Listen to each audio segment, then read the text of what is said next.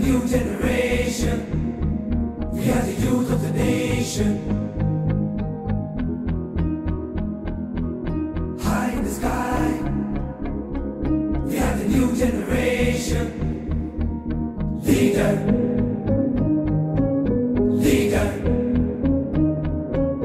Leader. Good evening, ladies and gentlemen. Welcome to Leaders Dialogue Show. In the studio, we are privileged to have Mr. John Ng'ang'a. Mr. John Ng'ang'a, welcome in the studio. Mr. John Ng'ang'a is an author of 11 books. He is a renowned trainer. He is a renowned consultant on management issues. He has written a book, which is the newest one. Yes. Discover Your Life Purpose. And this one of these days we'll talk about it. And we are talking about how to maximize our potential. How can we be productive despite the limitations we have in our lives? Yeah. By the way, a lot of people, just to start with the limitations that people use as excuses for not being productive. Yes. Some of them have to do with money. Money. But you know, lack of money has never stopped an entrepreneur moving on. No, no, no. But lack of wisdom is a big limitation. Yes, yes. For example, you want to begin a business, then you meet the lenders who are called Shylocks. Shylocks. At that time, the government, central bank, has put a rule: you cannot charge interest more than 4%, whatever is the interbank rate, whatever. Yeah. But this guy tells you, I'll give you 20,000 as long as you return it to me next week. Yeah. What's it, at how much? You give me 1,000. You calculate what is 1,000. It has it has given birth to new money of 1,000 shillings within 2 weeks. Look at what that is per year. Yes. Now, if you no business is likely to get that kind of interest or had any legal business will get that. So what happens is that once you start borrowing from Shylocks, you have three problems. Number one, you are unlikely to be able to pay because the business may not get that kind of a return. Second problem is that because they are not legal, you have just tied yourself to mafia. They will beat you up. They've actually beaten people physically. They will beat you up. Yes. They can come and destroy your property. Because you see, this is not a legal thing. You can't go reporting. You are the one who entered into an illegality. Yes. So you have to be a pretty unwise person to borrow from a Shylock. Yes. First of all, because the interest is just unreasonable. Yeah, indeed. But secondly, because of the repercussions, or in case you are unable to lend. Yes. Then thirdly, the company you are keeping will start influencing the kind of business you do. Because you're unable to pay me. Why don't you take a few drugs and you'll be able to gain the money. Why do you want me to beat you up? Just enter into. So we end up doing the wrong thing. So I'd really plead with young people and old ones too. Do not take loans from Shylocks. The banks are available. Microfinance organizations are available. They may ask you questions, but those questions are useful to you. Because the questions will help you to know this business cannot pay. That's why they're not giving you money. Why do you want to lose your own? Part of the money is your own money. Why do you want to lose it? So it's good to go to somebody who will ask you questions that help you to verify that your business can actually do well. So to me, money is the first limitation, but it's a limitation if you lack wisdom. Let me give you three alternatives. When capital, you have a beautiful idea, but capital is your inability. My friend, you can go to venture capital, who are not necessarily asking you for collateral. They want to participate with you in the business because they can see the idea you have is so good, it will bring money. So they will share. It will not be alone. It will be part of sharing in the return you are going to get. Let me give you another idea. you will see a problem in a village. There are businesses running in Nairobi that have a solution. But they don't even know your village exists. If you came to the village, identified the problem, go to the manufacturer and tell them, I know I don't have any money, but if you trust me with 40,000 shillings worth of goods, I'll come back next week with your money. So you come, people are in shock. This can sort out our problem. They buy. You take back the money. Now you give you 400,000 worth of goods, and you are getting a commission. After some time, you have saved enough commission, you now can have a proper trading agreement with the supplier, with supply credit. And you have set up yourself, within no time you have a business enterprise in your village. And you never had any money. What you had was an idea, which you convince a supplier. The first one was venture capital.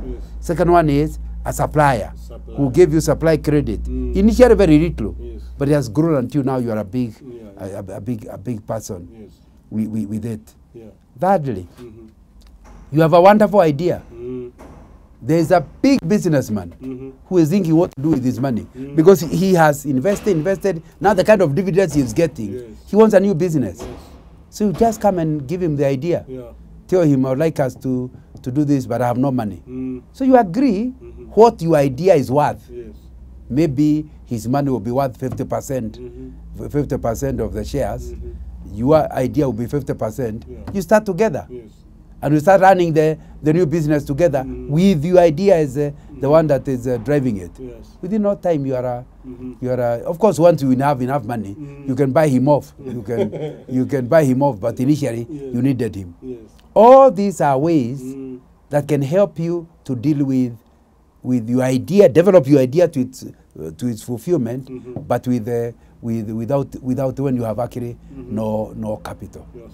You see, none of those includes going for your father's land where he is staying and putting it, asking to mortgage your father's house.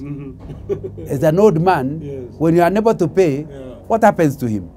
He will be thrown to the road. So it's important. So we are trying to deal with the issue of capital. And we are asking how can you do the limitations that are preventing you from realizing your potential as an entrepreneur or another person. And you can see clearly there are several alternatives in dealing. So the critical thing is, do you have a marketable idea? If you don't, capital is not your problem. It is that you have not discovered. Go back to the drawing board, come up with, identify what the real problem people are going through is, then on that basis, sort it out. You know, like these young people who started this job of taking messages. He identified a very good idea. You are in your office, you have to pay your electricity, and it's about to be deducted. Your wife told you, hey, remember electricity is being cut. But you are so tied up in your office, you can't say petty errands. I think they call themselves petty errands. Just give me, you give me your water bill and the money as long as you give me a commission. Now, if you are 10 of you, if each of you is giving me 10 shillings, you see, I have 100 shillings. And I will go, pay the bill, come back and return the receipts back to you. I have my 100 shillings. Now, that's initially when I'm one. What about when I have motorbikes all over the city? I'm a big business where I'm raising millions of shillings on a daily basis. But it's because I discovered that there are people who are dealing with petty errands. If only somebody could take it off their head, it would really help. The same thing with the digital taxis. They saw the need. There are many people stuck in traffic jam without any parking, and they don't know what to do. If you promise, you leave your car at home, I will take you to the office, and I will not need any parking. After the end of the work, I'll take you back. Or you are in a business, you are going for a business meeting, leave your car in this car park, we go that place. Now you don't have to go in advance to circle looking for parking. You have identified a need. And then because you are a digital taxi, you not charge return. You just charge him, delivering him there. As he is in the meeting, the digital thing gives you other jobs. As long as you are back by the time he needs you again, when he calls you. And he doesn't have to call you, he can call somebody else. Yes. So you only charge him for going, but not for coming back. Isn't that what is killing the other taxis? Because the other taxis, if I tell them to take you to the airport, it will be the airport and back. If you take the digital one, it's just one way. So literally, they are charging less than half the other ones. So after some time, you wonder, why should I use my car? It becomes a big business. So part of the, so I thought the first limitation mistakenly is taken as money. But the second limitation is actually lack of thinking about people's problems. We start imagining problems rather than identifying real problems that people are dealing with. So if you are able to identify a real need, you will be able to grow a business to its full potential. If you identify a need you are imagining people have, then you're in trouble. You know, I like a story that's given about butter. I don't know how true it is. Where when they came to Africa the first time, you know, Mr. Butter sent somebody to Africa the first time to check whether they can start factories for shoes. Do customers here need shoes? The salesman came, I think, I don't know, in the 1930s when. Went all over Africa. Said, went back to Canada and told Mr. Butter, those people don't wear shoes. No, there's no business for us there. After some time, Mr. Butter turned somebody else. He came and found exactly the same thing. He went back and said, Mr. Butter, we need to go quickly. There are so many people who can wear shoes, and none of them has shoes. Can you see that lack of understanding the need is a big limitation that will stop you from realizing your potential. Now butter came and it's a big thing because the people without shoes are the ones who needed shoes. Yes. Excellent, excellent. Well, despite our limitations, we can still be productive, and we are so much grateful for that. Keep forwarding your comments on our Twitter page at Leaders Dialogue Show, and then our Facebook page at Leaders Dialogue Show. We'll be right back after this.